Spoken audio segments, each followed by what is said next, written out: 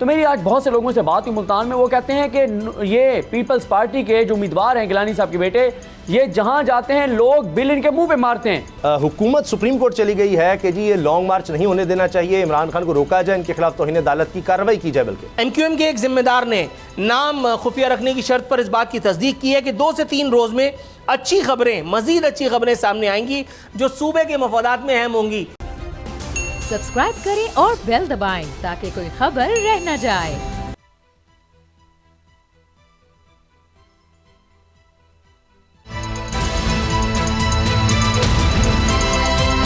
अब पता चला। बिस्मिल्लाहिर्रहमानिर्रहीम, अस्सलाम वालेकुम। मैं हूं मोहम्मद उसामा गाजी और आप देख रहे हैं पता चला। आज के प्रोग्राम में बात होगी ज़िमनी इंतखाबात में किसका पलड़ा भारी, लॉन्ग मार्च, तौहीन अदालत कैसे और बिजली बहरान की असल वजह क्या। खबर यह है कि स्टेट बैंक के ज़र मुबादला के ज़खायर 3 साल की कम तरीन सतह पर आ गए हैं। ये किया धरा तजर्बाकारों का है, लेकिन इनसे पूछें तो पाकिस्तान में जो कुछ बुरा है इसकी जिम्मेदार इमरान खान की साबिका हुकूमत है। लेकिन सवाल यह है, सब कुछ पिछलों पर डालने का ये धोखा और कितनी देर चलेगा। पूछे तो हुकूमत का ध्यान इसी धोखाबाजी पर है। वज़ीर ख़ज़ाना इसहाक़ डार पाकिस्तान वापस आए थे तो डॉलर नीचे आ गया था। अब अमेरिका IMF से मुज़ाकरात के लिए गए हैं तो डॉलर को फिर पर लग गए हैं।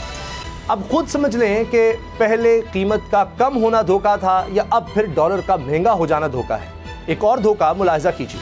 वज़ीर ख़ज़ाना इसहाक़ डार की IMF नुमाइंदों से मुलाकात कैसी रही। वज़ारत ख़ज़ाना का जारी किया गया पैगाम कहता है कि वज़ीर ख़ज़ाना इसहाक़ डार ने आलमी मॉनेटरी फंड और वर्ल्ड बैंक के नुमाइंदों से मुलाकात की, जहाँ IMF ने हुकूमत पाकिस्तान की पॉलिसियों को सराहा और पाकिस्तान से ताउन जारी रखने की यकीन दहानी भी कराई। लेकिन दूसरी खबर PTI रहनुमा शहबाज गिल ने दी है, जिनका अपने ट्विटर पैगाम में कहना है कि IMF ने क्रब तोले का वजन उठाने से इनकार कर दिया। वाज़े पैगाम दिया गया कि इलेक्शन के बाद आने वाली हुकूमत से नया मुआहिदा करेंगे, आपसे नहीं। इसहाक़ डार ने जब बार बार दरखास्त की तो आखिरी जवाब यह था, आपको तो खुद नहीं पता आप कितने दिन हुकूमत में हैं, किसी भी मुआहिदे की जमानत आप कैसे दे सकते हैं। अगर ये बात सच है तो फिर वज़ारत ख़ज़ाना का बयान धोखा है। एक और मामला जिसका सोशल मीडिया पर चर्चा है वो IMF की भारतीय निजात ओहदेदार गीता गोपीनाथ है कि इसे पाकिस्तान के इक़्तिसादी अमूर की निगरानी की जिम्मेदारी सौंपी गई है। यानी पाकिस्तान की वज़ारत ख़ज़ाना और स्टेट बैंक बराह रास्त एक भारतीय निजात IMF नुमाइंदे को रिपोर्ट करेंगे। अगर ये दुरुस्त है तो फिर रज़ा बाक़िर की तैनाती पर शोर मचाने वाले कहाँ मर गए हैं, जिनका दावा था कि इमरान खान ने पाकिस्तान को IMF की बराह रास्त गुलामी में दे दिया है। सच ये है कि यही धोखे का चलन रोज़े अव्वल से सियासत में जारी है, मगर अब हालात बदल गए हैं, अवाम बाशऊर हो गए हैं। यही फिक्र रहबरों को खाई जा रही है कि अब उनके धोखेबाजी के व्यापार का क्या बनेगा। अंदाज़ा इससे लगा लें कि इमरान खान को फितना करार देने वाले खुद अवाम के पास जाने से घबरा रहे हैं। आम इंतखाबात तो दूर रहे, ज़िमनी इंतखाबात को रुकवाने के लिए भी हुकूमत ने पूरा जोर लगाया, लेकिन नाकामी का सामना करना पड़ा। अब इतवार 11 सीटों पर होने वाले ज़िमनी इंतखाबात में अवाम अपना फैसला सुना देंगे। एक तरफ अकेला इमरान खान है और दूसरी तरफ दर्जन से ज़्यादा सियासी जमातों का इत्तेहाद। इंतखाबी नताइज के सियासत और विफाक के साथ साथ पंजाब की हुकूमत पर भी गहरे असरात हो सकते हैं। इन नताइज से सियासी मंजरनामे में बड़ी तब्दीलियों की पेशगोइयाँ भी हैं। सियासी ऊँट किस करवट बैठ सकता है, इसी पर बात करेंगे। सदीक जान मेरे साथ हैं, नूरा आफरीन कुछ देर में हमें ज्वाइन करेंगे। सदीक जान, ये जो हम देख रहे हैं ज़िमनी इंतखाबात, हुकूमत तो इससे भाग रही है, लेकिन अब लगता है कि इंतखाबात होकर रहेंगे। क्या नज़र आ रहा है, किसका पलड़ा भारी है? देखें उसामा गाजी साहब, अगर आप 17 जुलाई की बात करें जब ज़िमनी इलेक्शन थे, तो ये आपके सवाल के जवाब दे रहा हूँ कि किसका पलड़ा भारी है। 17 जुलाई के अगर आप दिन से पहले का माहौल याद करें, पंजाब में नूली की हुकूमत थी, वफाक में नूली की हुकूमत थी, तमाम इदारे इनके साथ थे, तमाम माफियाज इनके साथ थे, मीडिया इनके साथ था, पैसा ये चला रहे थे, मुदाखलत भरपूर हो रही थी, धांधली का पूरा मंसूबा था, उम्मीदवारों को फ़ोन जा रहे थे, वोटर्स को डराया जा रहा था, लोगों को उठाया जा रहा था। लेकिन फिर 17 जुलाई को क्या हुआ? वो हुआ जो कोई तवक्को नहीं कर रहा था, किसी को अंदाज़ा नहीं था कि ये होगा। जब अवाम फैसला कर लेते हैं, जब अवाम बड़ी तादाद में निकल आते हैं, तो फिर धांधली के जो मंसूबे होते हैं, जो धांधली की कोशिशें होती हैं, वो नाकाम हो जाती हैं। और ये हमने देखा, आपने देखा। अब जो सूरत हाल है, जो इतवार को इलेक्शन होने जा रहे हैं, देखें उसामा गाजी साहब, फील्ड के अंदर आप देखें, ग्राउंड पर आप देखें, हवा और फिजा इमरान खान की है, लोग इमरान खान के साथ हैं। मौजूदा हुकूमत जिस शख्स की भी कमाई हलाल की है, सिर्फ उसको बिजली के बिल नहीं तबाह कर दिया है, बर्बाद कर दिया है। और मैं आपको ये बताता चलूँ कि मेरी बात हो रही थी मुल्तान, क्योंकि उस हल्के के बारे में बहुत ज़्यादा बात हो रही है कि वो बड़ा टफ मुकाबला होगा और शायद तहरीक इंसाफ जो है वहाँ से हार जाए और शामू कुरैशी साहब की जो बेटी लड़ रही है इलेक्शन वो हार जाएँ। तो मेरी आज बहुत से लोगों से बात हुई मुल्तान में, वो कहते हैं कि ये पीपल्स पार्टी के जो उम्मीदवार हैं गिलानी साहब के बेटे, ये जहाँ जाते हैं लोग बिल इनके मुँह पर मारते हैं। लोग कहते हैं ये हमारे बिजली का बिल आया है, ये बिजली का बिल आया, बताओ क्या करें। और ये भी आपको बताता चलूँ कि सिर्फ मुल्तान के बारे में बताया गया है कि कई लोगों के बिल जो हैं वो इन्होंने पे किए हैं, गिलानी साहब के बेटे ने, और इनके साथ जो इनके जो स्पॉन्सर इनको कर रहे हैं, जो लोग इनके साथ खड़े हैं, जो पार्टीज इनके साथ खड़ी हैं, जो पैसे लगा रहे हैं, वो बिल पे कर रहे हैं लोगों के। लेकिन कितनी एक फैमिलीज क्या बिल पे करेंगे। बात यह है कि मुल्तान के हल्के में इससे पहले भी बहुत कुछ किया गया। मुल्तान के हल्के पे फोकस इसलिए भी था कि वहाँ पे कुछ NHA में नई तकर्रियाँ करके वो भी बड़ी वारदातें डाली गई हैं। लेकिन मसला यह है, उसामा गाजी साहब, इलेक्शन कमीशन ने 1 माह इलेक्शन डिले करके हुकूमत को पूरा मौका फराहम किया कि जितनी धांधली कर सकते हैं करें, जो मैनेजमेंट कर सकते हैं करें। लेकिन ये मैं आपको बता दूं कि अगर ऐसा हुआ इतवार को तो वो वाज़ेह तौर पर नजर आ जाएगा। लेकिन इस वक्त हवा और फिजा इमरान खान की है। आप अगर ग्राउंड पर जाकर देखें, जो लोग जा रहे हैं ग्राउंड के ऊपर, वो कहते हैं कि हमें 10वां बंदा मिलता है, 9 बंदे मिलते हैं मुसलसल PTI के, 10वां बंदा जो है वो नून लीग का मिलता है और वो भी शर्मिंदा होकर कहता है कि जी मैं नून लीग के साथ हूँ, खुलकर वो भी नहीं कहता। तो अब बात यह है कि एक और चीज़ बड़ी इंपॉर्टेंट है। अब मुझे बताएं कि जो पीपल्स पार्टी के उम्मीदवार को नून लीग का वोटर क्यों जाके वोट डालेगा, क्यों जाकर वो पीपल्स पार्टी के उस उम्मीदवार को वोट डालेगा जो एक दूसरे को चोर डाकू लुटेरा कहते थे। जरदारी साहब कहते थे कि ये इस धरती का नासूर है नवाज शरीफ, इसको मैंने माफ़ किया तो मुझे अल्लाह माफ़ नहीं करेगा, हर चौक चौराहे पर इससे लड़ूंगा। नून लीग कहती थी कि बिलावल साहब आपके अब्बू का पेट कब भरेगा, बिलावल साहब आपके अब्बू के पेट का दोज़ख कब भरेगा, ये नून लीग कहा करती थी। नून लीग इनको कहती थी कि तुम्हें लाहौर लाड़काना कसूर की सड़कों पर ना घसीटा तो मेरा नाम शहबाज शरीफ नहीं है। तो बात यह है कि वोटर जो है आपका, उसका तो कोई मफाद नहीं आप दोनों के इकट्ठे होने से। आप दोनों के इकट्ठे होने से, पीपल्स पार्टी और नून लीग के इकट्ठे होने से फ़ायदा किसका है? शरीफ खानदान का है, जरदारी खानदान का है, अवाम का तो कोई फ़ायदा नहीं है, लोगों को तो कुछ नहीं मिला। तो इसलिए मैं नहीं समझता कि जहाँ पे पीपल्स पार्टी का उम्मीदवार है तो नून लीग का वोटर जाके और तीर पर निशान लगाएगा। ऐसा नहीं हो सकता उसामा गाजी साहब। पंजाब में पीपल्स पार्टी की तबाही और बर्बादी की वजह ही जाकर नून लीग की गोद में बैठना है। अब मुझे बताएं कि जो MQM है, जिस तरह से वो जाके बिलावल की गोद में बैठ गई है, सिंध के अंदर पीपल्स पार्टी की गोद में बैठ गई है, मुझे बताएं कि MQM का वोटर अगर उसको कहा जाए कि पीपल्स पार्टी के उम्मीदवार को जाकर वोट डालो, डालेगा वो? उसे पता है कि कराची की बर्बादी पीपल्स पार्टी ने की है। तो इसी तरह से पंजाब में कभी भी पीपल्स पार्टी का वोटर नून लीग को और नून लीग का वोटर जाके पीपल्स पार्टी को वोट नहीं डालेगा। उसके अलावा देखें, ये मुकमुका तो अब है ना, अब हो सकता है अगला इलेक्शन ये अलग अलग लड़ रहे हूँ, तो क्या नून लीग का उम्मीदवार ये चाहेगा कि वो पीपल्स पार्टी वाले उम्मीदवार को कामयाब करवा दे ताकि अगले इलेक्शन में उसकी पोजीशन बेहतर हो कि लोग कहेंगे यार तो पिछला इलेक्शन भी जीत गया था? तो ऐसा मुमकिन नहीं है।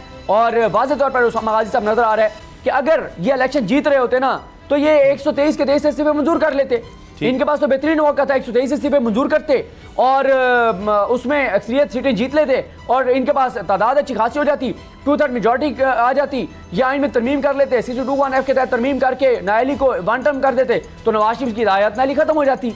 लेकिन ऐसा नहीं है। ये आज जुमे के दिन तक इन्होंने कोशिश किया कि इलेक्शन डिले हो जाए, लेकिन नहीं चला। और ये भी आपको खबर देता चलूँ कि इलेक्शन कमीशन ने इस बार जो हुकूमत की बात नहीं मानी, हुकूमत को यह भी शक है कि लगता है कि कुछ लोग हमारे साथ डबल गेम कर रहे हैं, वरना इलेक्शन कमीशन ये हो नहीं सकता था कि हमारी जो ख्वाहिश है उसके खिलाफ फैसला दे। अच्छा, लेकिन सिद्दीक, ये जिस तरह से हमने कैंपेन भी देखी है, इमरान खान साहब चलें पहले ही जलसे जुलूस कर रहे थे, लेकिन वो तो बाकायदा कैंपेन भी चला रहे हैं।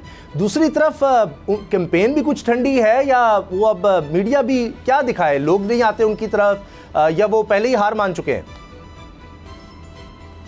देखें, बात यह है कि इनको पता है और यही वजह है कि इन्होंने धमकी दे रखी है मुख्तदर हलकों को कि अगर 2022 में आम इंतखाबात हुए तो हम तमाम जमातें बाइक। जी सिद्दीक, मेरा ख्याल है राब्ता हमारा मुनक़ता हुआ है सिद्दीक जान से। हम दोबारा उनसे राब्ता करते हैं क्योंकि अब सबकी नज़र इस वक्त ज़िमनी इलेक्शन पर है और ये एक इनको मिनी जनरल इलेक्शन कहा जा रहा है। इससे पता लग जाएगा कि इस वक्त लोग क्या सोच रहे हैं। और अब हुकूमत ने अपनी तरफ से बड़ी कोशिशें कर ली, कम से कम 3 कोशिशें की है कि किसी तरह से इलेक्शन रोका जा सके। बहुत से बहाने बनाए गए कि जनाब वबा आ गई है, सैलाब ज़दगान का मसला है, हम तो सिक्योरिटी दे ही नहीं सकते। लेकिन मसला ये है कि फिर जिन हलकों में ये मसला नहीं है तो वहाँ इलेक्शन कमीशन जो है वो लाजवाब होगा। लोग भी देख रहे हैं, पहले भी इल्ज़ामात लगते रहे इलेक्शन कमीशन पर तहरीक इंसाफ की तरफ से कि ये तो जी बी टीम बना हुआ है पीडीएम की या नून लीग की।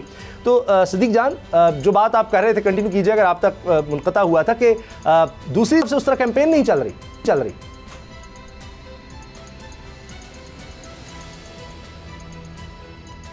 मुमकिन है, लेकिन बात यह है कि उनको नजर आ रहा है। मुझे बताएं, जो उम्मीदवार है एक, ये इबादत के लिए तो इलेक्शन में लड़ते नहीं है सियासतदान। जाहिर है 70-80% जो उम्मीदवार होते हैं उनका तो बिजनेस है, पैसा लगाओ, जीतो, जाकर उससे 3 गुना 4 गुना 5 गुना ज्यादा पैसा कमाओ। तो बात यह है कि जब एक नजर आ रहा हो कि मैं करोड़ों रुपए लगाऊंगा और हार जाऊंगा, तो कौन करोड़ों रुपए लगाएगा? तो नून लीग पीपल्स पार्टी को पता है कि अगर 2022 में अभी इलेक्शन हुए, दिसंबर में भी हो गए, तो इनको पता है कि हम तो नहीं जीत रहे, तो इन्होंने बाइकआउट ही करना था। तो इसलिए ये इलेक्शन में तो जाना ही नहीं चाहते। अभी भी इन्होंने पूरी कोशिश की। आप देखें कि इमरान खान इस वक्त तक, आज के दिन तक तकरीबन इमरान खान के अगर आप सेमिनार और जलसे मिला लें और प्रेस कॉन्फ्रेंसेज मिला लें इमरान खान की, तो 100 से वो ज्यादा हो चुकी होंगी, प्रेस कॉन्फ्रेंसेज, सेमिनार, जलसे। और इन्होंने उसके बदले में क्या किया है? सिर्फ कोई 40-50 घंटे की प्रेस कॉन्फ्रेंसेज पूरी हुकूमत ने मिला के। बात यह है, अगर आपने इमरान खान का मुकाबला करना है, मैदान में जाकर करें, इलेक्शन में जाकर करें, जलसे करके करें मुकाबला। लेकिन मसला यह है कि आप जलसे नहीं कर सकते इमरान खान के मुकाबले में, बंदों को आप नहीं इकट्ठा कर सकते।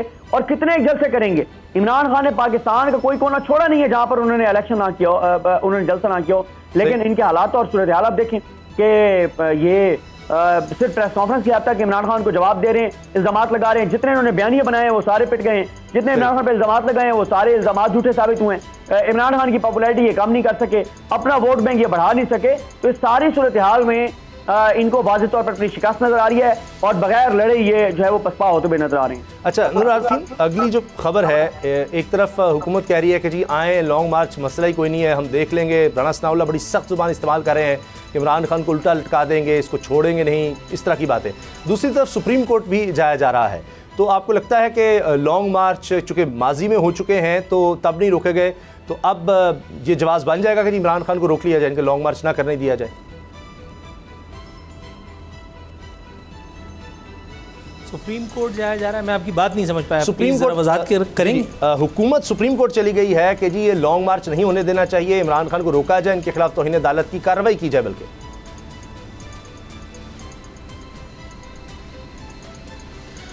अच्छा, तो अब सियासत में आप, इसका मतलब है सुप्रीम कोर्ट की मुदाखलत को इनवाइट कर रहे हैं, उसके बाद सुप्रीम कोर्ट आकर के आपको ये गाइड करे कि आपने सियासत किस तरह से करनी है। कल को फिर आप फ़ौज को ये बताएंगे कि जब पाकिस्तान पे अल्लाह ना करे कोई खुदा न खास्ता मुदाखलत होती है, तो फिर फ़ौज को आप सिखाएंगे कि असला कैसे चलाना है। ये कार जहल का इससे बड़ा सबूत तो और कोई मिल नहीं सकता। मतलब अदालत का अपना काम है, वो अपना काम करती रहे, तुम उनको बताने की मिजाज नहीं हो, ना उनको बताओ, अदालत आपको बताने की। ये बेसिकली इस मुल्क का सत्यानाश इसी वजह से हुआ है कि अदालत आपको, इस्टेब्लिशमेंट को आप मैं मीडिया वाला हो करके डॉक्टर साहब को इलाज करने का तरीका बताता रहा हूँ। ये इसीलिए ये जो है ना भानुमति का कुंभा इसी तरह से बेड़ा गर्क कर रहा है। ये कोई तुक है, ये कोई तरीका है? तुम्हारे पास रियासती ताकत है, तुमने कंटेनर से इस्लामाबाद का सीना जो है भर दिया है, तुम कह रहे हो कि तुम आओगे तो मैं लटका दूंगा, तो अपने कुव्वत बाजू पे अभी भी भरोसा नहीं है, तुम अदालत को घसीट करके लेके आ रहे हो। अच्छा, फ़र्ज़ करो कि अदालत ने तुम्हारी मर्ज़ी का फ़ैसला नहीं दिया और ये फ़ैसला फेवर करता है इमरान खान को, उसके बाद तुम कहोगे कि इमरान खान अदलिया का लाडला है। तुम लोग पागल हो? मतलब आप खुद अदालती इंटरवेंशन को दावत दे रहे हैं और उसके बाद आपकी मर्ज़ी का फ़ैसला नहीं आया तो आप छाती पीटेंगे, आपकी मर्ज़ी का फ़ैसला आ गया तो वो लोग छाती पीटेंगे, उसके बाद अदालतों को मुतनाज़ा बना करके फिर एक कोई आदमी उल्टा सीधा कोई ट्वीट दाग देगा, उसके बाद फिर उसके खिलाफ तौहीन अदालत की कार्रवाई। मतलब चाह क्या रहे हैं ये तो इंतहाई फजूल सी हरकत है। लेकिन बहरहाल मैं सिद्दीक जान को मुबारकबाद पेश करना चाहता हूँ on a lighter note. Weekend पे मुझे बड़ा अच्छा लगा, ये आदत अच्छी है वीकेंड पे, जो सिद्दीक जान ने सच बोलने की आदत अपनाई हुई वीकेंड पे। वो कह रहे थे कि सियासतदान सियासत इबादत के लिए तो नहीं करता, वो जाहिर है कि खाना कमाना और दीगर चीज़ें। मैं आपको मुबारकबाद पेश करता हूँ सिद्दीक जान के मेरी तालीमात की रोशनी में अब आप भी इस जमहूरियत से थोड़ा थोड़ा मुतनफ़िर होते नज़र आ रहे हैं। बाकी अगर आप कहें तो मैं भी थोड़ा सा अपना इसमें हिस्सा डाल दूँ। ये जो इमरान खान साहब कराची में पहुँचे हैं भाईजान, ये मेरा हल्का है, जहाँ मैं रहता हूँ ये मेरा हल्का है, वहाँ की रियाया मैं ख़ुद हूँ। अच्छा। वहाँ PTI का एक MNA जो है वो हमारा था और PTI का एक MPA था। इससे पहले MQM वाले थे, ये हल्का कट्टर मटरवों का है, भैये लोगों का है। लेकिन मैं आपको आज 24 घंटे पहले पेशन गोई कर रहा हूँ कि MQM की ज़मानत ज़ब्त होने वाली है। अच्छा। MQM के जो उम्मीदवार हैं वो इतने नेक नाम है बेचारे। सैयद नैयर रज़ा पहले DMC कोरंगी के वो चौधरी थे और उनके नाम अमाल में बहुत सारी इन्वर्टेड कॉमास में नेकियां हैं, जिसका एक ज़माना जो है वो गवाह भी है। लोगों से उनका इंटरेक्शन बिल्कुल नहीं है। एक अपर फ्लाइट ने उनको जो है वो ला करके और लोगों के क़ुलूब पर मुसख्खर करने की, बल्कि तारी करने की कोशिश की है, और ये कोशिश 24 घंटों में अगले इंशाअल्लाह ताला धड़ाम से ज़मीन बोस हो जाएगी। इमरान खान साहब को लैंडस्लाइड विक्ट्री ना सही, लेकिन विक्ट्री बहरहाल मिलेगी। इमरान खान का अगर कोई हिमायत याफ्ता उम्मीदवार भी होता तो इस इलाके से सैयद नैयर रज़ा ऑफ MQM और पीपल्स पार्टी के एक उम्मीदवार, जिनका मैं यहाँ नाम नहीं लेना चाहता बावजूद, उनको जीतने का कोई ख्वाब भी नहीं आना चाहिए। जी जनाब। अच्छा सिद्दीक जान, ये जो लॉन्ग मार्च रुकवाने के लिए सुप्रीम कोर्ट जाना है, इसके बारे में आप क्या कहेंगे? नूर आरफीन तो कह रहे हैं कि सियासी मामला, इसको नहीं लाना चाहिए, सुप्रीम कोर्ट को नहीं इसमें लाना चाहिए। देखें, ये देखते हैं कि अदालत इस मामले में जाती है या नहीं जाती, क्योंकि उसकी वजह यह है कि एक आइन ने, कानून ने लिमिटेशंस रख दी हैं, हदूद क़यूद तय कर दी हैं। उन हदूद क़यूद में रहकर इमरान खान एहतजाज कर सकते हैं, उनको कोई रोक नहीं सकता, और उन जो है वो हदूद क़यूद को वो क्रॉस करेंगे तो हुकूमत को कोई अदालत रोक नहीं सकती कि वो कार्रवाई करें। तो मसला यहाँ पर क्या है? यहाँ पर मसला यह है कि इमरान खान ने इस्लामाबाद आने का ऐलान कर रखा है, और राना सनौला साहब की आप गुफ्तगू सुन रहे हैं TV चैनल्स के ऊपर, जिस तरह के वो अल्फाज इस्तेमाल कर रहे हैं, और जो वज़ीर दिफा हमारे अल्फाज इस्तेमाल कर रहे हैं। मतलब हम लोग तो कभी तसव्वुर नहीं कर सकते कि हम TV चैनल पर बैठ के ऐसी बात करें, एक आम से रिपोर्टर होकर, जो इस मुल्क का वज़ीर दाखिला और वज़ीर दिफा जो अल्फाज इस्तेमाल कर रहे हैं। और फिर आप बताएं कि कैसे कोई किसी मुल्क का वज़ीर दाखिला ये कह सकता है कि एहतजाज करने वाले जो आ रहे हैं उनके लिए हमने ये चीज़ें इकट्ठी कर ली हैं, और इस तरह हम शेल मारेंगे, ये करेंगे, ये करेंगे, ये करेंगे। फिर यहाँ पर आप इमरान खान के जो उन्होंने अपने अमल से जो कंडक्ट दिखाया था कि जब मौलाना फजल रहमान साहब आए थे, जब बिलावल साहब आए थे, जब नून लीग आई थी, तो उन्होंने वेलकम कहा था। बल्कि आपको याद होगा जब एक रात बारिश हुई थी तो इमरान खान ने बतौर वज़ीर-ए-आज़म ट्वीट किया था, और उन्होंने कहा था कि मैंने CDO को कहा है, मैंने डिस्ट्रिक्ट इंतज़ामिया को कहा है कि फ़ौरन वहाँ पर जाएँ, वहाँ पर लोगों को शेल्टर फ्राहम करें, वहाँ पर बिस्तर फ्राहम करें, और वहाँ पर जो लोग हैं उनको रेस्क्यू करें, कोई उनको मसला नहीं होना चाहिए। तो ये कंडक्ट आप भी दिखा दें। लेकिन मसला ये है कि इनको पता है कि इस्लामाबाद में अगर 30-35 हज़ार लोग भी आ गए, लाखों लोगों को छोड़ दें, तो उसके बाद इस हुकूमत के लिए चीज़ें बहुत मुश्किल हो जाएंगी। अच्छा, और इसी हवाले से जिस तरह अभी नूर आरफीन कह रहे थे कि वो समझते हैं कि यहाँ से तो MQM का सफाया हो गया, तो आपको लगता है कि बाकी जमातें भी सिद्दीक जान सपोर्ट नहीं कर सकेंगी? PDM की बाकी भी तो हैं सारे मिलकर। अभी मैं देखा था ANP की तरफ से कहा जा रहा है कि जी अब मौलाना फजल रहमान का वोट भी ANP को पड़ेगा, तो एमल साहब के बड़े कुछ चांसेस हैं, यानी इस तरह से कि जब सब मिल जाएंगे तो फिर हम स्ट्रॉन्ग हैं। देखें उसामा गाजी साहब, ये बड़ा मुश्किल है दोनों तरह से। एक तो देखेंगे ये जो सियासी जमातों के इत्तेहाद है ना, ये कोई नज़रियाती इत्तेहाद नहीं है, ये कोई दीन के लिए इत्तेहाद नहीं है। और जब आप दीन के लिए काम कर रहे होते हैं तो फिर आपको ये होता है कि यार मेरी खैर है, मेरा भाई इस कार्य खैर में आगे बढ़ जाए। लेकिन दुनियावी कामों में ऐसा नहीं होता, मफाद में ऐसा, ज़ाती मफादात में ऐसा नहीं होता। यहाँ पे मसला ये है कि मौलाना फजल रहमान साहब ने, जिन्होंने अपने कारकुनान की घुट्टी में ANP की नफरत शामिल की और बताया कि ये बड़े गलत लोग हैं, अब वो अपने कारकुनान को कहीं भी के जाके वोट डालो तो कौन जाकर वोट डालेगा उस जमात के लिए जिस जमात की नफरत उनकी घुट्टी में शामिल थी। बिल्कुल उसी तरह से जैसे मैंने आपको अर्ज़ किया कि पीपल्स पार्टी का वोटर यहाँ पर पंजाब में नहीं जाकर नून लीग को वोट डालता, नून लीग का वोटर जाके नहीं पीपल्स पार्टी को वोट डालता, क्योंकि ऊपर जो इनका इत्तेहाद हुआ है उसका ख़ानदानों को तो फ़ायदा हो गया। जरदारी साहब के भी केस बंद हो गए, मरियम साहबा भी बरी हो गई, शहबाज शरीफ साहब भी बरी हो गए, लेकिन उनके वोटर्स सपोर्टर्स को क्या फ़ायदा हुआ इनके इत्तेहाद का? और इस वक्त जो ये मैं आपको बता सकता हूँ, मुख्तलिफ मेरी रिपोर्टर्स के साथ बात हुई है जो इसको कवर कर रहे हैं, जो मुख्तलिफ जगहों पे ज़िमनी इंतखाबात की मुहिम चल रही है। जो हुकूमती इत्तेहाद है उसको सबसे बड़ा मसला बिजली के बिलों की का इजाफा है। और इस हवाले से आप देख लें, खुर्शीद शाह साहब असेंबली में खड़े होकर बिल लहरा कर कहते हैं कि मेरा इतना बिल आ गया है, तो फिर आप बाकी लोगों का लगा लें कि बाकी लोगों की क्या हालत। बात की खुर्शीद शाह साहब की, इसी को आगे बढ़ाएंगे। ये जो बिजली के बिल हैं, कहा जा रहा है कि हुकूमत की तरफ से 65% जनाब बिजली की कीमतों में कमी हो गई है, ये कहाँ से अदाद शुमार आ जाते हैं, किस तरह ये कह रहे हैं? ब्रेक के बाद बात करते हैं।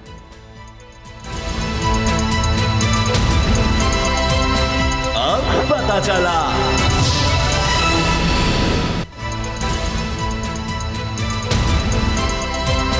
अब पता चला।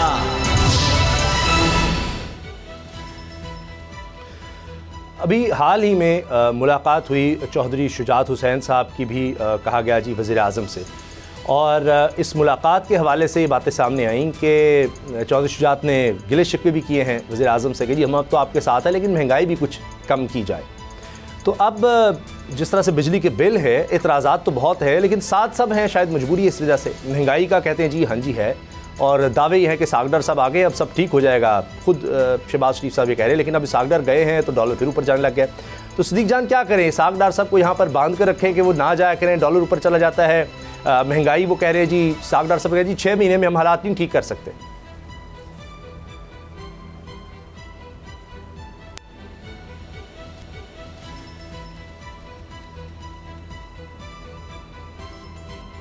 जी अच्छा, सिद्दीक जान की आवाज़ नहीं है। नूर आरफीन आप बताइएगा, जो बिजली के बिल हैं जिस तरह से बड़े हैं, कराची वाले भी परेशान हैं, तो इस बारे में आप क्या कहते हैं कि अब तो असेंबली तक बात पहुंच गई है, इत्तेहादी भी जनाब अब शोर मचा रहे हैं।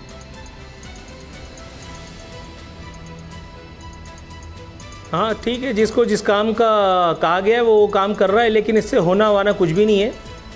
जो IMF का एजेंडा है वो पूरी क़ुव्वत के और ताकत के साथ आप पर उसी तरह से नाफिज किया जाएगा। सामने इसहाक डार का चेहरा हो या मिफ्ता इस्माइल का या फिर किसी और का, ये सारी चीज़ें बाहर से अंकल लोग तय करते हैं, इसका आपसे और मुझसे कोई लेना देना नहीं है। खुर्शीद शाह साहब के बारे में आपने जो इंकशाफ फरमाया कि उन्होंने भी बिल लहराया, और वो खुर्शीद शाह बिल जमा करा करके पीपल्स पार्टी के लीडर बने। खुर्शीद शाह का सिर्फ सक्खर का वो जो बंगला है जिसमें वो ज़ियाफ़त एक फरमाई थी उन्होंने बिल भर भर के किया है। मीटर रीडर से यहाँ तक वो बिल भर के आए हैं। भाई यार कोई खुदा का खौफ करो भाई, ये एक आम आदमी का मसला है, और एक आम आदमी का मसला इस एक मुल्क में जिस तरह से था उसी तरह से रहेगा, और ये रहने ही दिया जाएगा। ये जमहूरियत की बका के लिए ज़रूरी है, अदरवाइज़ तो जमहूर की हुक्मरानी राइज हो जाएगी, और अगर जमहूर को मौके मिल गए तो फिर ये जमहूरियत के मामे किधर जाएंगे? आपके ख्याल में ये मेहनत कर कर के गाँव देहात से निकल कर के उठ के पता नहीं कहाँ से उफरपुर से निकल कर के आते हैं, और सिर्फ कराची, लाहौर, इस्लामाबाद, इसमें इनके ज़रा बंगले देखो, बात करने की तमीज़ नहीं होती, टके की औकात होती है। लैंड क्रूज़र्स में इनके मुलाजमीन चलते हैं, इनके मुहाफिज चलते हैं। यानी आप अंदाज़ा लगाइए, आपके ख्याल में ये लोग बिल भरने, और भाई इन सब चीज़ों से बहुत ऊपर हैं। हाँ, लेकिन आवाम को दिखाने के लिए कि जी उन्होंने एहतजाज किया, उन्होंने बिल लहरा दिया, उन्होंने कहा कि जी आवाम को रिलीफ दिया जाए, ये सब चीज़ें स्क्रिप्ट का हिस्सा हैं। इन बातों को सीरियस लेने की ज़रूरत नहीं है। बाकी रह गई आवाम, तो वो उसी तरह से चीखती चिल्लाती रहे, उसके चीखने चिल्लाने से न कभी कुछ हुआ है और न कुछ होना है। सिद्दीक जान आप क्या कहते हैं कि ये जो कुछ हो रहा है, खुर्शीद शाह साहब कह रहे हैं, दीगर लोग कह रहे हैं, इससे कोई फ़र्क पड़ेगा, या ये सिर्फ इसलिए कि जनाब हम तो आवाज़ उठाते थे, ये तो वजारत ख़जाना सारी नून लीग के पास थी, वज़ीर आज़म उनका था, हम तो एक सूबे में बैठे थे, हम तो सिर्फ इत्तेहादी थे, हमने जमहूरियत बचानी थी। इस तरह की बातें करने के लिए अभी से ही उसकी पेशबंदी की जा रही है। देखें, ये बयानियाँ किसी हद तक वो बना सकते हैं, लेकिन फौरी तौर पर तो वो ये बयानियाँ बना ही नहीं रहे ना। अब जब पीपल्स पार्टी के उम्मीदवार कैंपेन कर रहे हैं तो वो कहीं पर जाके ये बात नहीं कर रहे। हाँ, अगर अगले इलेक्शन के लिए इनका आपस में इत्तेहाद नहीं होता, इंतखाबी इत्तेहाद नहीं होता पीपल्स पार्टी नून लीग का, फिर पीपल्स पार्टी ये कहेगी कि हमारा कोई कसूर नहीं है। लेकिन अगर इत्तेहाद हो जाता है फिर ये कैसे कहेंगे कि जी नून लीग जिम्मेदार थी। और ये मैं आपको बता सकता हूँ कि इस वक्त जो इलेक्शन मुहिम चल रही है पूरे पाकिस्तान में, जो कि आज रात को ख़त्म हो जाएगी, उसमें सबसे बड़ा चैलेंज जो उम्मीदवारों को सामना करना पड़ा है वो बिजली के बिलों का हुआ है, और ये बड़ा चैलेंज बन गया है। और यही रिपोर्ट दी गई है हुकूमत को, शहबाज शरीफ साहब को और मौलाना फजल रहमान के सामने यही रिपोर्ट रखी गई है कि जी हमें बिजली के बिलों ने तबाह कर दिया है। यहाँ तक कहा गया उम्मीदवारों की जानिब से कि हम जब जाते थे तो लोगों ने हमारे मुंह पर बिजली के बिल मारे, और लोगों ने कहा बताओ क्या कर रहे हैं बिजली के बिलों का। तो उन्होंने कहा कि एक चीज़, वो कहते हैं कि ना महंगाई से इशू है, वो कहते हैं ना बेरोज़गारी से इशू है, ना कहते हैं किसी और चीज़ से इशू है, वो कहते हैं कि इस वक्त जो सबसे बड़ा चैलेंज है वो बिजली के बिल हैं। और ये कह दिया गया हुकूमत को कि अगर आपने बिजली के बिलों वाला मामला मैनेज ना किया तो अगले इलेक्शन में तबाही और बर्बादी हमें दीवार पर लिखी हुई नज़र आ रही है। तो अब हुकूमत के लिए सबसे बड़ा चैलेंज जो है वो बिजली की जो कीमतें हैं उसको नीचे लाना है। ये आने वाले वक्त बताएगा कि वो कैसे नीचे लाते हैं। और जो मैं बात कर रहा था शुरू में जब आपको आवाज़ नहीं जा रही थी, वो ये मैं अर्ज़ कर रहा था कि सागडार साहब जब आए थे तो डॉलर की कीमत तेज़ी से नीचे जाने लगी। उस वक्त भी मैंने अर्ज़ किया था कि 1 महीने बाद पता चलेगा, और अभी भी मैं ये कहता हूँ जब 2 दिन 3 दिन डॉलर थोड़ा सा ऊपर गया है, अभी भी ये कहना कबल अज़ वक्त है कि इसी तरह से तेज़ी से ऊपर जाएगा, क्योंकि जो मुज़म्मिल असलम साहब हैं उनका तो दावा ये है कि ये मसनूई तरीके से सारा कुछ किया गया है, एलसीज जैसे खुलेंगी, डॉलर जैसे ही आप देंगे तो डॉलर ऊपर जाएगा। लेकिन ये बहरहाल अभी भी अगले 15 रोज़ बाद, 15 दिन तकरीबन गुजर चुके हैं, 15-20 दिन और गुजरेंगे तो हमें पता चलेगा कि आया इसहाक डार साहब की जो पॉलिसी थी वापस आकर डॉलर की कीमत नीचे लाने वाली, वो उसी पर जो है वो चलेंगे और डॉलर की कीमत नीचे जाएगी या ये बढ़ती चली जाएगी, ये 15 दिन बाद पता चलेगा। क्योंकि इंटरनेशनल मार्केट में ऑयल प्राइसेस ऊपर चली गई हैं और डॉलर भी अब दोबारा ऊपर जाना शुरू हो गया है। अलबत्ता एक नया वेरिएंट जो आया है कोविड का, उसकी वजह से ये सोचा जा रहा है, देखा जा रहा है कि अगर चाइना में दोबारा लॉकडाउन होता है तो फिर इंटरनेशनल मार्केट में ऑयल प्राइसेस नीचे आएंगी, उसका बेनिफिशियरी पाकिस्तान होगा। तो अभी तो हम जुड़े हुए हैं वैसे ही जैसे एक वक्त था जब पाकिस्तान की क्रिकेट टीम के हवाले से ये होता था कि अगर फलाना फलाने से हार जाए, फलां से हार जाए और वो इससे इतने रन से हार जाए फिर हम आगे चले जाएंगे। तो अभी तक तो वही अंदाजे हैं कि कोविड वहाँ पे बड़े चाइना में खुदा न खास्ता वो बंद हो, खपत कम हो, कीमतें नीचे आएँ, तब जाके पाकिस्तान को फ़ायदा होगा। तो मुस्तकिल चीज़ अभी तक हमें नज़र नहीं आती। बिल्कुल सही। अच्छा नूर आरफीन, इसमें तो कोई शक नहीं है कि हुकूमत की बड़ी सुक्की हुई है, अनपॉपुलर हुई है, जितनी महंगाई है वो मानते नहीं है कि जी महंगाई बहुत हुई है, लेकिन क्या ये इसको अगले इलेक्शन तक रिकवर कर सकते हैं? आपको क्या लग रहा है?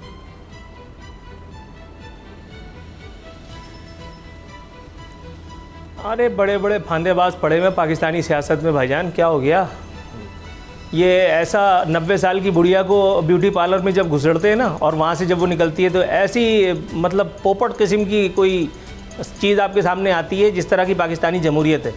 इलेक्शन से पहले आपको सर झुका करके सलाम कर रहे होते हैं, दरवाजे पर आकर के और बड़े बूढ़ों से आशीर्वाद ले रहे होते हैं, उनके जो है वो हाथ में हाथ डाल करके तस्वीर बनाई जा रही होती है। उसके बाद कैसे भागते हैं बंदर की तरह, 5 साल तक नहीं मिलते। इलेक्शन से पहले आप देखिएगा, इलेक्शन का जैसे ही माहौल बनने लगेगा आपके मेरे घरों की सड़कें भी बनने लगेंगी, हमें बिजली के क्राइसिस से भी निजात दिला दी जाएगी, हमें गैस भी प्रॉपर मिल रही होगी, काबीना जो है वो पूरी सरजोड़ करके बैठेगी, काबीना को लाने वाले भी सरजोड़ करके बैठ चुके होंगे और पूरी कोशिश की जाएगी कि भाईजान ये अगला सेटअप जो लाना है इसको लाने के लिए इनको झांसा किस तरह से दिया जाए। और उसके बाद आप देखिएगा कैसे जौक दर जौक, और यही चपड़गंजू जिनके लिए मैं अपना गला छील रहा होता हूँ, यही सिद्दीक जान के बकौल वो अवामी अदालत, यही चाचे मामे ये जा करके और बढ़ चढ़ करके एक बिरयानी, एक कीमे के नान और 500 रुपये के नोट या एक नौकरी की लालच में जा करके ठप्पा लगा रहे होंगे। कोई कहेगा जिए भुट्टो, कोई कहेगा आवेगा भाई आवे, और इसी तरह से जो है वो ये जमहूरियत का ये कारवां चलता चले जाएगा। जमहूर की ऐसी तैसी इसी तरह से होती रहेगी। आप इन लोगों को अंडर एस्टिमेट कर रहे हैं, मैं आपको बता के थक चुका हूँ। कल में मेरी इतनी सफ़ेद नहीं थी जितनी पिछले 3 महीने में हो गई हैं, लेकिन आप मानने के लिए तैयार नहीं है कि ये मनहूस जमहूरियत हमारे दुखों का, हमारे मसाइल का मदावा नहीं है। वो ठीक है, आपकी वो बात ठीक है, लेकिन अगर लोग वोट दूसरी तरफ दे दिए तो फिर तो ये साबित हो जाएगा कि लोगों ने वोट कास्ट किए हैं और इस महंगाई के खिलाफ कास्ट इस दौर में हो गई है पिछले 6 महीने में। फिर तो नज़र आ जाएगा कि लोग कम से कम इलेक्शन में तो अपनी राय दे रहे हैं और बाहर निकल रहे हैं। ब्रेक लेते हैं जी, ब्रेक के बाद होगा आरफी नामा।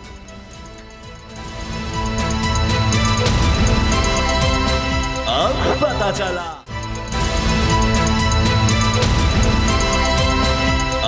पता चला। अब वक्त है आरफी नामा का। जी आरफीन। जी उसामा कामरान टिसोरी साहब, बल्कि हज़रत कामरान टिसोरी की गवर्नरी के सम्राट जो है वो सामने आने लगे हैं।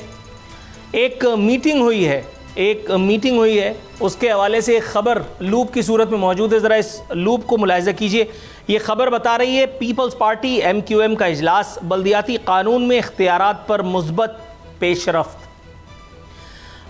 ये एक ऐसी ख़बर है कि जिसमें आपको इसके अंदर रचाए जाने वाले कांड से पूरी तरह से आगाही हासिल नहीं हो पाएगी। ये वो ख़बर है जो साहब लोगों ने जारी करने की इजाज़त दी थी।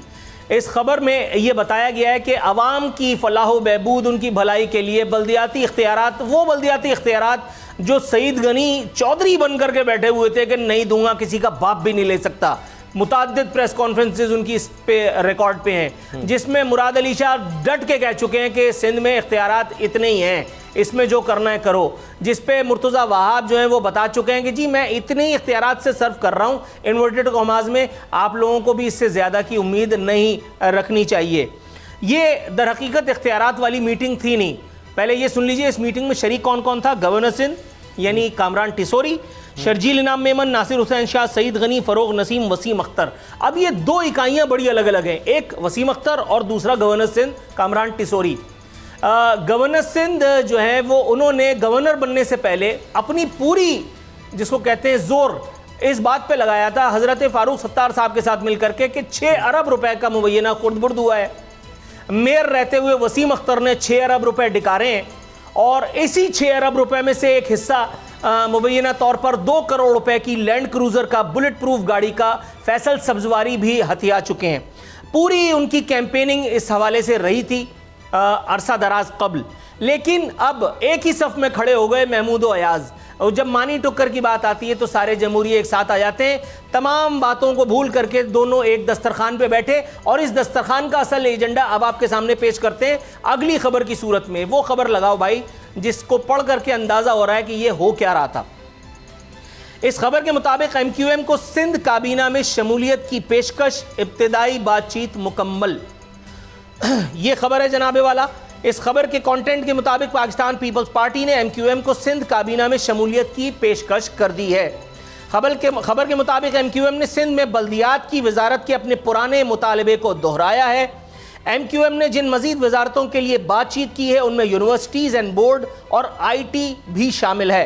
ताहम अगर 3 वजारतें दी गई तो MQM के सिंध काबीना में 2 मजीद मुशीरान भी शामिल किए जाएंगे, जिनमें कभी इम्कान है कि वजारत खेल का शोबा भी दिया जाए। इसे कहते हैं सर क्या पांचों घी में और सर कढ़ाई में। यानी एक तरफ तो हज़रत कामरान टिसोरी को अतात और फरमाबरदारी के साथ गवर्नर के मनसब पे कबूल करना, और ये भी फी सबीलिल्लाह नहीं हुआ, कैटेगोरिकली बता रहा हूँ। ठीक है, प्रेशर था, ला करके उनको इम्पोज किया गया, मुसल्लत किया गया है, लेकिन इसमें कहीं ना कहीं कोई ना कोई मेहनत मजदूरी भी शामिल है। इसकी उजरत और मुआवजा भी किसी ना किसी ने यकीनन वसूला होगा। दूसरी बात, अब ये जो मजीद वजारतें हैं, ये जो मजीद वजारतें इनको विफाक से मिली थी 2, एक तो IT की अमीन उल हक के पास है और दूसरी पोर्ट एंड शिपिंग की फैसल सब्जवारी के पास।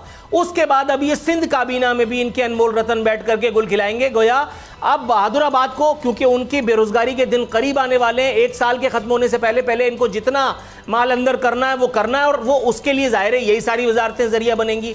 अब ना आपको अपने शोहदा का ख्याल आएगा, अब ना आपको वो शहीदों और बेवाओं और यतीमों का ख्याल छू करके गुजरेगा जो कामरान टिसोरी के गवर्नर बनने से पहले आपके छाती में वो जो कुलबुला रही थी वो सारे दर्द, अब आपको वो सारी चीज़ों का ख्याल भी नहीं आएगा। मैं आपको मजीद एक लाइन सुनाता हूँ।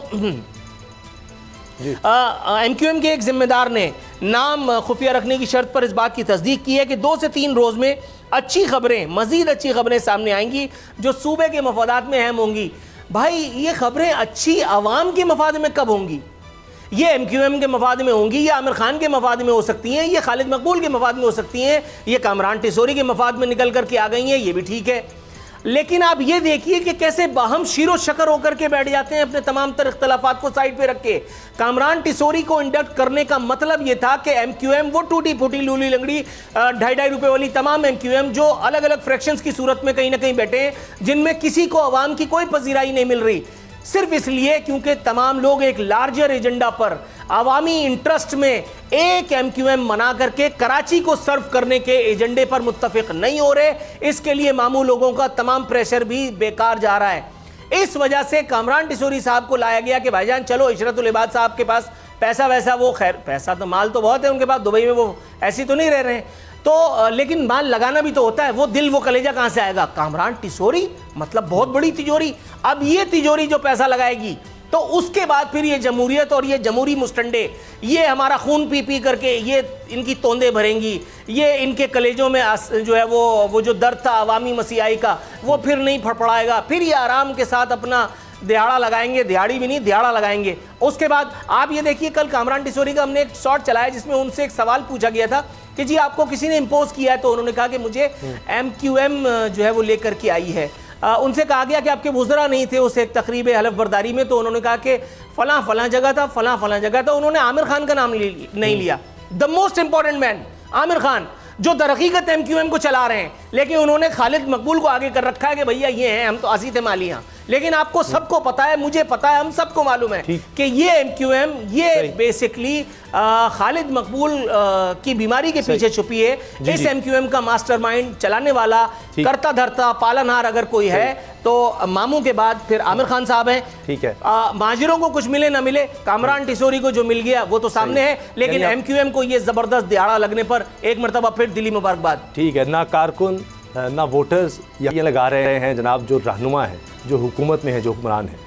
प्रोग्राम देखने का बहुत बहुत शुक्रिया, दुआ में याद रखिएगा। इजाज़त दीजिए, अल्लाह हाफ़िज़। अब पता चला। अगर आपको ये वीडियो पसंद आई तो सब्सक्राइब करें और बेल पर क्लिक करें। मैं इमरान खान हूँ, आप बोल्ड न्यूज़ देख रहे हैं। सबसे बड़ा चैनल बोल, सबसे बड़े एंकर इमरान रियाज खान के प्रोग्राम इमरान खान बोल के साथ में रेटिंग के तमाम रिकॉर्ड तोड़ दिए। 56% नाज़रीन ने बोल न्यूज़ को देखा, सोशल मीडिया पर भी सबने ज्यादा देखा। सब्सक्राइब करें और बेल दबाएं ताकि कोई खबर रह न जाए।